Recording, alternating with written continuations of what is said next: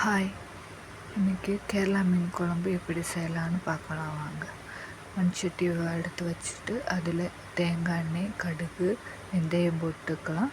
அதுக்கப்புறம் கட் பண்ணி வச்சுருக்க சின்ன வெங்காயம், இஞ்சி, பூண்டு, கருவேப்பிலை இது மூணுமே போட்டு நல்லா வதட்டிக்கலாம்.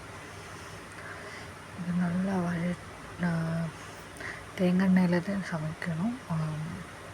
கேரளாவில் மோஸ்ட்லி தேங்காய் எண்ணெய் தான் யூஸ் பண்ணுவாங்க. மீன் குழம்பு மண்சட்டியில் தான் வைப்பாங்க. அது ஒரு வகை டேஸ்ட்டாக இருக்கும். கோட்டை ஸ்டைல் மீன் குழம்பு தான் நாம் இன்றைக்கி செய்ய போகிறோம்.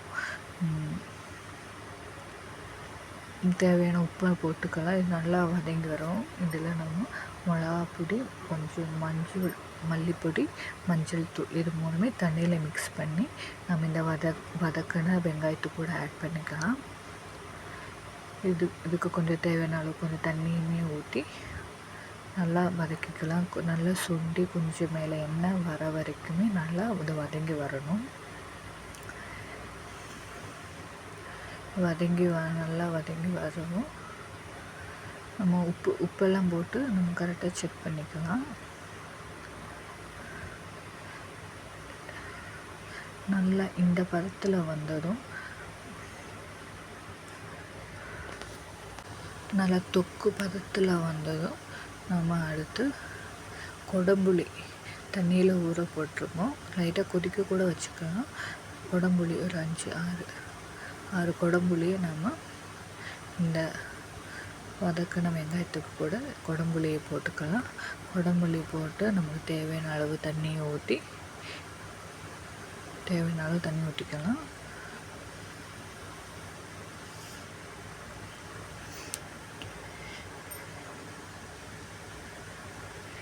இது கேரளாவில் தான் மோஸ்ட்லி இப்படி ரெட் கலரில் கொடம்புளி போட்டு வைப்பாங்க. தக்காளி போட மாட்டாங்க. ஒவ்வொரு ஊர்லேயும் ஒவ்வொரு மாதிரி இருக்கும். இது கோட்டம் ஸ்டைல் இப்படி தான் மோஸ்ட்லி வைப்பாங்க. தக்காளி போட மாட்டாங்க. தேவையான அளவு தண்ணி நம்ம ஊற்றிட்டு இது மூடி வச்சுக்கலாம். இது நல்லா கொதி வரட்டும். கொதி வந்ததுமே துண்டு மீன், பீஸ் மீன், அந்த பீஸ் மீன் தான் நம்ம இன்றைக்கி மீன் குழம்புக்கு யூஸ் பண்ண போகிறோம். நல்ல துண்டாக இருக்கும் பீஸ் மீன். ஒவ்வொன்றா நம்ம சேர்த்துக்கலாம். இதில் கேர துண்டம்னு சொல்லுவாங்க கேரளாவில். இந்த மீன் தான் நம்ம இன்றைக்கி மீன் குழம்புக்கு யூஸ் பண்ணியிருக்கோம்.